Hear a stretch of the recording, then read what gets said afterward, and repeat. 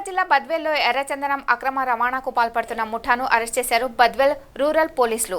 4 స్మగ్లర్లను arrest చేసి 59 దుంగలు, mini ఆల్బీస్, 2 ద్విచక్ర వాహనాలు సీజ్ చేశారు. ఎర్రచందనం స్మగ్లింగ్ లో 3 ఫారెస్ట్ కాంట్రాక్టర్ సిబ్బందిని అరెస్ట్ చేసినట్లు మైదుగురు డీఎస్పీ వెంకటేష్ తెలిపారు.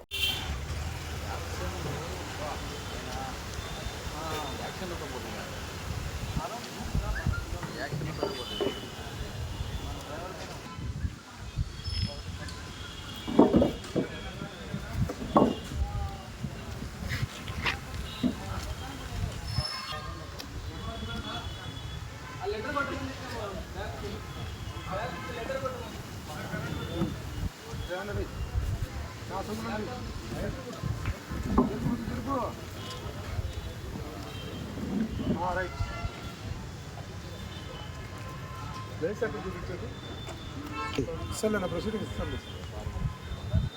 అసంతలో ఎక్కడదు అసంతలో పైన చేసుకుంటారా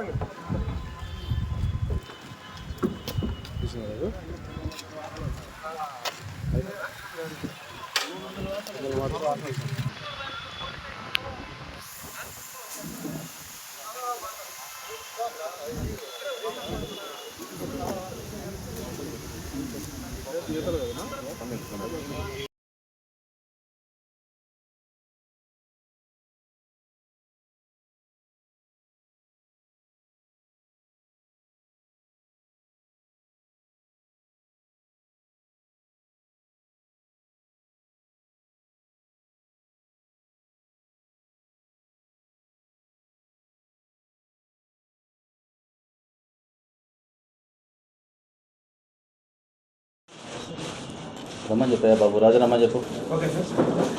అందరికి నమస్కారము.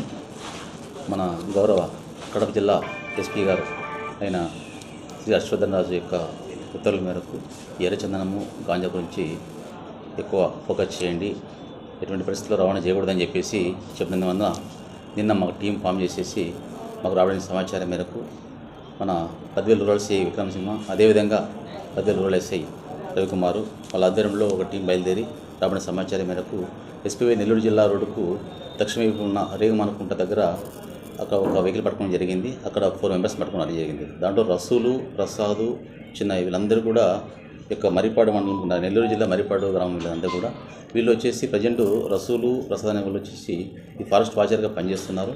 గతంలో చిన్నయ్య కూడా పనిచేసేవాడు ఈ యొక్క ఫారెస్ట్ వాచర్గా. అదేవిధంగా వింజమూరుకు సంబంధించిన రామనాథ్ రెడ్డిని కూడా 4 అరెస్ట్ చేశాము. మిగతా 3 ఒక పారిపోయినారు, వాళ్ళు కూడా విచారిస్తున్నాము. అక్కడ ఒక అశోక్ లేలాండ్ వెహికల్కి సంబంధించి 59 దుంగలు లగేజ్ రెడీ చేసుకొని వాళ్ళు ట్రాన్స్పోర్ట్ చేయడానికి సిద్ధంగా ఉన్నారు. అదేవిధంగా అక్కడ 2 మోటార్ సైకిల్ కూడా సీజ్ చేశాము, ఒక 6 మొబైల్ కూడా సీజ్ చేశాము.